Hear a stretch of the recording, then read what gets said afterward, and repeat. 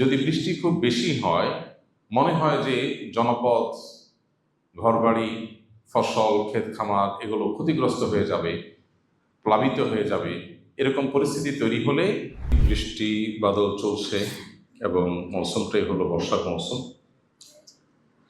বিশেষ করে আজকে সারাদিনই বৃষ্টি বাদল চলছে গোটা দেশেই কম বেশি। আমরা বৃষ্টির সময় যে করণীয় আমল আছে সে আমলগুলোর ব্যাপারে বিশেষভাবে পাবন্দি করবো ইনশাআল্লাহ।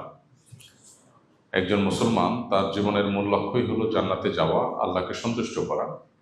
আর জান্নাতে যাওয়ার জন্য সে যত রকমের পরিবেশ পরিস্থিতি তৈরি হবে, প্রত্যেকটা ইস্যুতে সে তার জান্নাতে যাওয়ার পথ খোঁজার চেষ্টা করবে। কি কাজ করলে আল্লাহ খুশি হবেন, কি কাজ করলে নেকামলের পাল্লা ভারী হবে, কি কাজ করলে তার নেকামলটা সেফ এবং নিরাপদে থাকবে, বদামল থেকে বেঁচে থাকবে।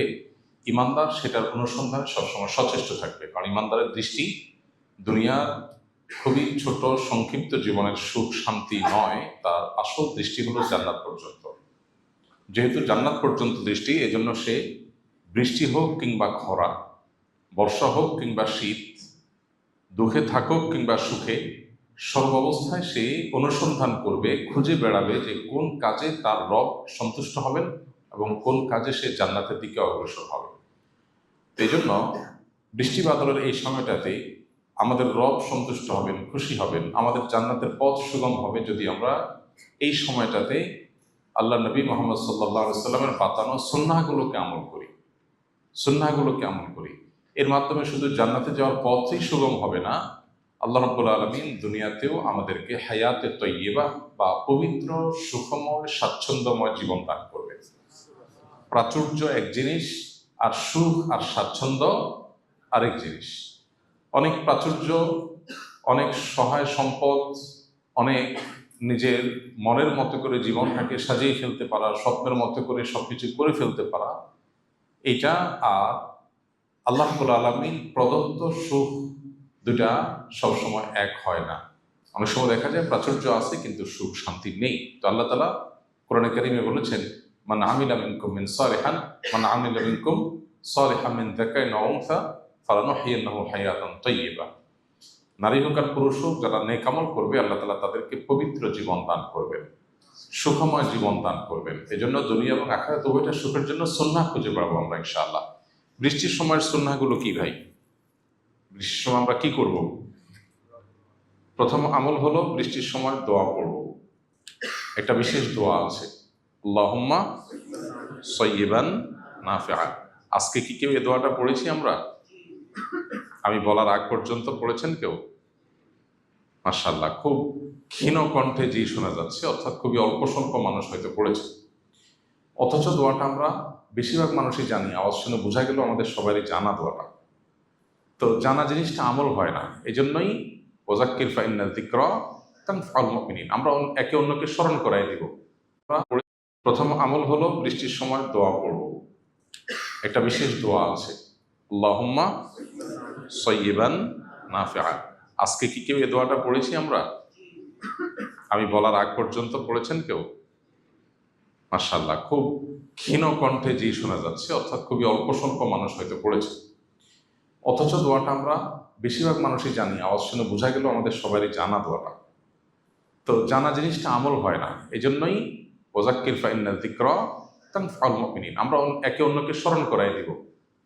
আমাদের দাওয়ার টিচাররা, অন্য ভাইয়েরা, বিভিন্ন হোয়াটসঅ্যাপ গ্রুপে অন্য সহকর্মীদেরকে আমরা আল্লাহর জিকির, আল্লাহর স্মরণ, জান্নাতের পথে বিষয়গুলোকে স্মরণ করাবো। কারণ শয়তান সে সর্বক্ষণ তার নিরলসভাবে কাজ চালিয়ে যাচ্ছে আমাদেরকে জাহান্নামে নেওয়ার জন্য। অতএব আমাদেরও নিরলসভাবে চেষ্টা চালাতে হবে সেটা ঠেকাবার জন্য। এজন্য একে অন্যকে স্মরণ করাবো ইনশাআল্লাহ। বৃষ্টির সময় আমরা দোয়া করবো, আল্লাহুম্মা সাইয়্যিবান নাফিআ, আল্লাহ উপকারী বৃষ্টি দান করুন, আল্লাহ উপকারী বৃষ্টি দান করুন। আর যদি বৃষ্টি খুব বেশি হয়, মনে হয় যে জনপদ, ঘরবাড়ি, ফসল, ক্ষেত খামার এগুলো ক্ষতিগ্রস্ত হয়ে যাবে, প্লাবিত হয়ে যাবে, এরকম পরিস্থিতি তৈরি হলে তখন আমরা দোয়া করব, আল্লাহুম্মা হাওয়ালাইনা ওয়ালা আলাইনা, আল্লাহুম্মা হাওয়ালাইনা ওয়ালা আলাইনা। আল্লাহ পাহাড়ে, পর্বতে, নদী নালাতে, যেখানে বৃষ্টি হলে পরিবেশ শান্তও থাকবে, আবার আমাদের প্লাবনের সমস্যাও হবে না, বন্যায় ক্ষতিগ্রস্ত হব না, সেসব জায়গায় বৃষ্টি দেন। বলা আলেই না, আমাদের যে সমস্ত জায়গায় বৃষ্টি দিলে ঘর বাড়িতে ক্ষেত খামারে আমাদের ক্ষতিগ্রস্ত হবো আমরা, রাস্তাঘাট ডুবে যাবে, সেখানে বৃষ্টি দিবেন না। আমাদের ইয়াকিন আজ ভয়াবহ পর্যায়ে গিয়ে থেমেছে।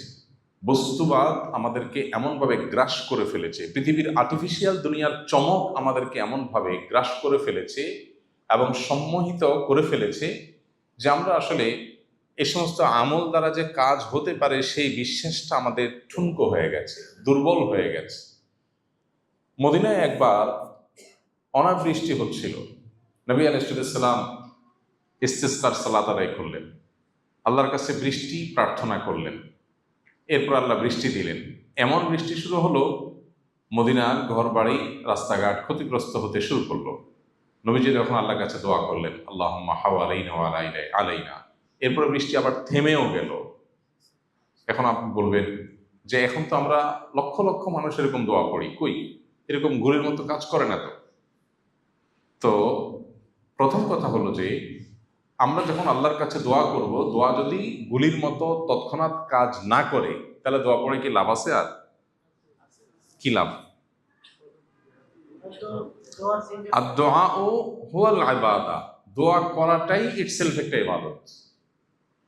বান্দা যা চায় আল্লাহ অনেক সময় তা দিয়ে দেন, অনেক সময় তা না দিয়ে আল্লাহ রাব্বুল আলামিন তাকে কোনো এর চাইতে জরুরি কোনো জিনিস যেটা সে চায় নাই, খেয়াল করে নাই, সেটা আল্লাহ তাআলা দেন এটার বিনিময়। আবার অনেক সময় দোয়ার বিনিময় দুনিয়াতে কিছুই না দিয়ে এটা জমা রাখেন, আখিরাতে তার বিনিময় আল্লাহ তাআলা দেন। বান্দার দোয়া যদি যথাযথভাবে হয়, দোয়া বিফলে যাওয়ার কোনো কারণ নাই। তো এই জন্য ইমানদার বান্দা আল্লাহর কাছে দোয়া করেই যাবে এবং দৃঢ় বিশ্বাস রাখবে যে আল্লাহর কাছে দোয়া বিফলে যায় না। এই জন্য বৃষ্টির সময় আমরা এ দুটি আমল করবো ইনশাআল্লাহ। বৃষ্টি হলে আল্লাহুম্মা সাইয়্যিবান নাফিআ, অতিবৃষ্টি হলে আল্লাহুম্মা হাওয়ালাইনা ওয়ালা আলাইনা। তৃতীয় আমল হলো, বৃষ্টি যখন হয় বৃষ্টির নিচে দোয়া কবুল হয়। আর দোয়া ও তাহতাল মাতর, বৃষ্টির নিচে দোয়া করলে দোয়া কবুল হয়। আপনি যে ঘরে আছেন, স্থাপনা আছেন, বাইরে আছেন, যেখানে আছেন, উপরে বৃষ্টি হচ্ছে, আপনি নিচে আছেন। সো এই অবস্থায় আল্লাহর কাছে মনের চাওয়াগুলো পেশ করা যেতে পারে। দোয়া কবুলের বেশ কিছু স্থান, বেশ কিছু সময়, বেশ কিছু জায়গা আছে।